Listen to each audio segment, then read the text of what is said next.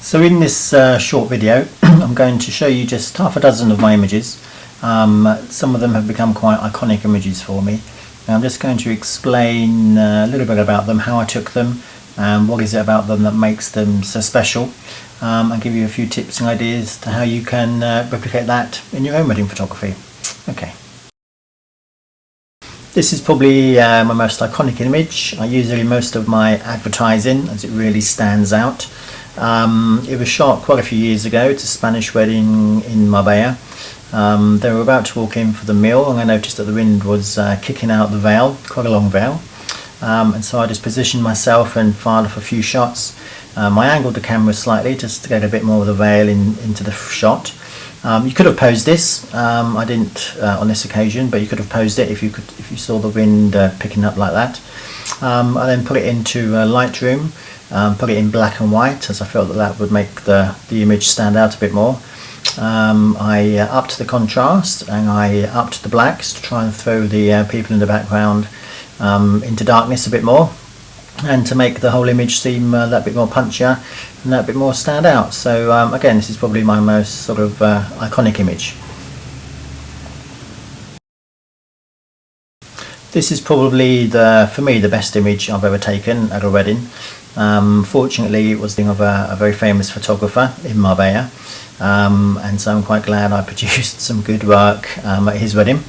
I just love the fact that you had a shaft of light coming through the church, that their sun was sort of nestled into them during the whole ceremony. You've got this shaft of light just picking out his very angelic looks, picking out the real gleam in his eye. You've three elements really make this picture, which is the ring going on the finger, obviously the little boy caught in the sunlight with his eye glistening, and the positioning of the priest's hands behind as well. Again, this shot really only works in black and white. Colour would just make it a little bit too distracting. Again, I achieved this picture because I worked quite close to my subjects. If I was at the back with a telephoto lens, this wouldn't really work. You have to be quite close to make this sort of image stand out and really work. This image was actually the bride and groom's idea, not my idea. I can't claim credit for this. They wanted shots of them running across the green by the London Eye. And so I sat on the floor, got myself very low on the floor so that we had the London Eye fully in the background. If you'd have been standing up, you wouldn't really have got a shot like this, because you just would have got either the tops of their heads or you would have missed out some of the London Eye. The fact that I was actually on the floor with a wide angle lens meant that I got everything in.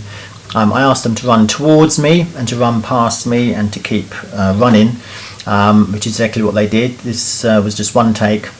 It's very good that they actually ran towards me, then ran to the side of me, so composition wise it works very well. You've got the fun on their faces, and you've got the London Eye in the background. Obviously I shot a load of images as they were running towards me. This was probably the best one. So you just have to think about the composition and just shoot loads of images to get the one you want. Okay, that was a very brief look at the behind the scenes look of how I created some of those images. I'll do a few more of these videos with a few more images, and if time allows, hopefully go into a little bit more detail. If you want any more information, then please get in touch. Take care, bye bye.